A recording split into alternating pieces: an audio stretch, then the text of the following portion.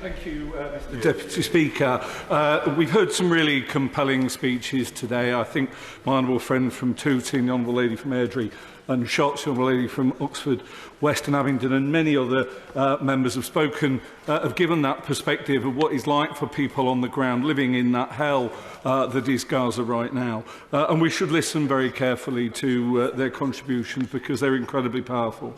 I'm really proud to speak on behalf of the motion in the name of my honourable friend, the Leader of the Opposition. And I think it's important to focus on what this motion says. This motion says that we oppose the ground offensive in Rafah, that it risks catastrophic humanitarian consequences. The motion puts us in line with Australia, Canada, New Zealand and their calls for Hamas to release and return all hostages and the immediate humanitarian ceasefire.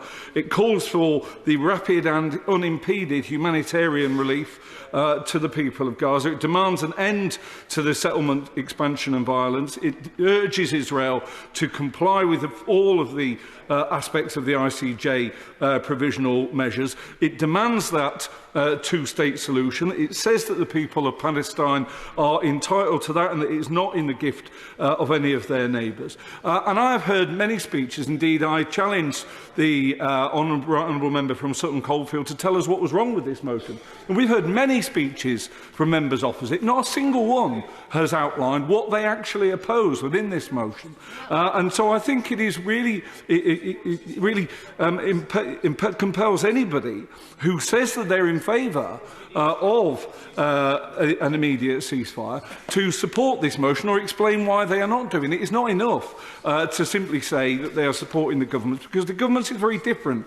The government calls for a pause, not a ceasefire. This is not semantics. What a pause means is that the fighting is interrupted but then continues. A ceasefire continues to hold until someone breaks it. And so that is very different. The government's motion does not oppose the action in Rafah. The government's motion does not speak on the need for a Palestinian state. The government's motion does not bring us in line with our colleagues in Australia, in Canada and New Zealand, and the government's motion does not urge Israel to comply with the ICJ verdict. So people who vote for the government's motion but do not vote for the Labour motion, I'm afraid, are voting against all of those things.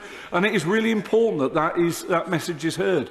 I'm very pleased to hear that the SNP will be supporting the Labour motion. I think they're right to do so, and I hope that all those people who've spoken powerfully in this debate on all sides for an immediate ceasefire will support the Labour motion and see this House united behind those words.